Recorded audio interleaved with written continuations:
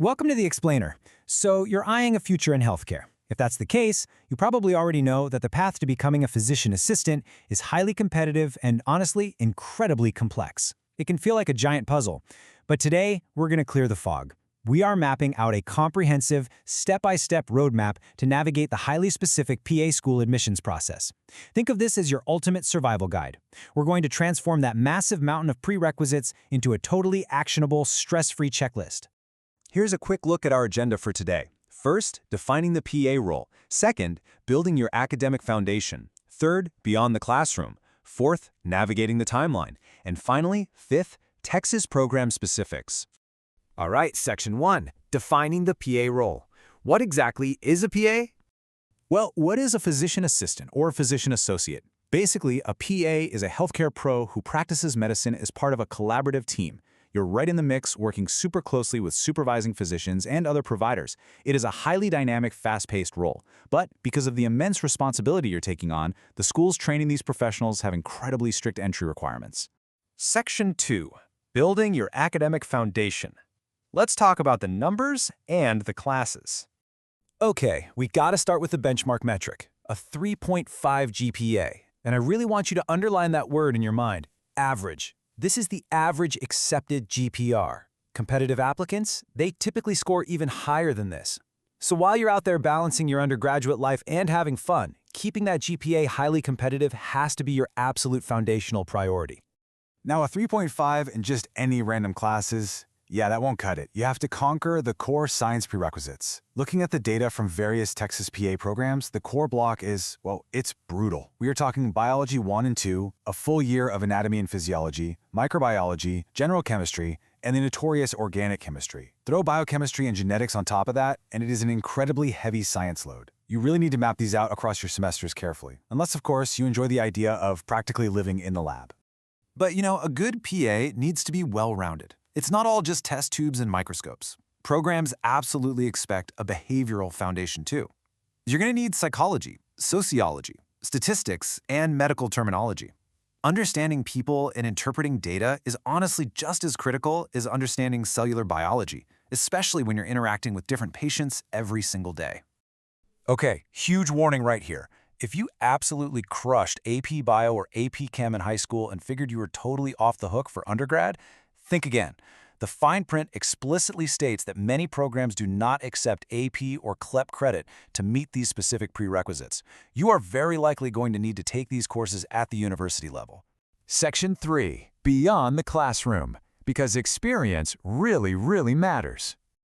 Building a competitive application is basically a giant balancing act. On one side of the scale, we have your standardized academic metrics, right? Taking the GRE, maintaining that 3.5 plus GPA, and conquering those heavy sciences. But on the exact opposite side of that scale, we have the experiential requirements, volunteering, working, shadowing. Admissions committees need to see that you actually know what it's like to be in a real, messy, fast-paced clinical environment. So what's on the experiential checklist? Well, successful applicants actively seek out environments that give them direct, hands-on patient contact and exposure to the PA career itself. You got to volunteer, shadow, and actually work in a healthcare setting.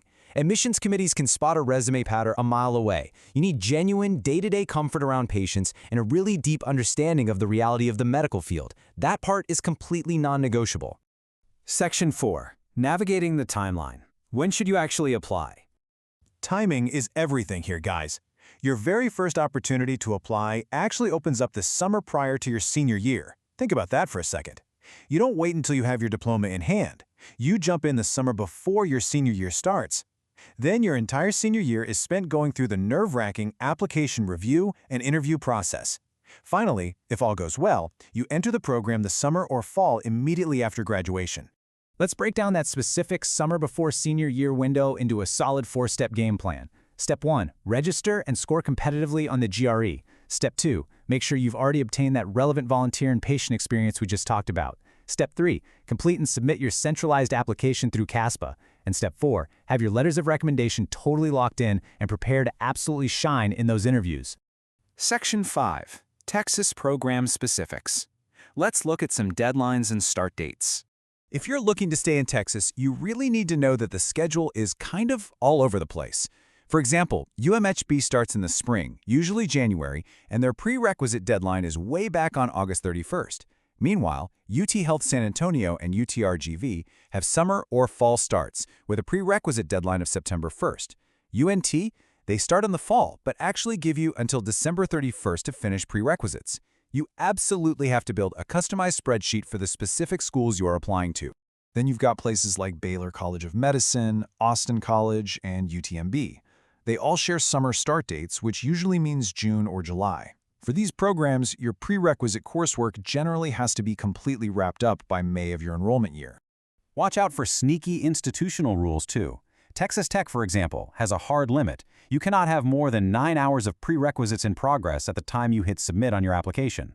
If you saved all your heavy science courses for your senior year, you might accidentally disqualify yourself before they even glance at your awesome GPA. All right, which brings us to the absolute golden rule of this whole process. All prerequisites and information are subject to change at any time, totally without notice. It is 100% your responsibility to stay up to date on all these requirements. Resources like your university's professional school advising office, they are absolute gold mines. Use them. Check the program websites frequently. Please, whatever you do, do not rely on outdated info. So, we've unpacked the role, the grades, the grueling hands-on experience, the timeline, and those crazy specific deadlines. Now the ball is in your court.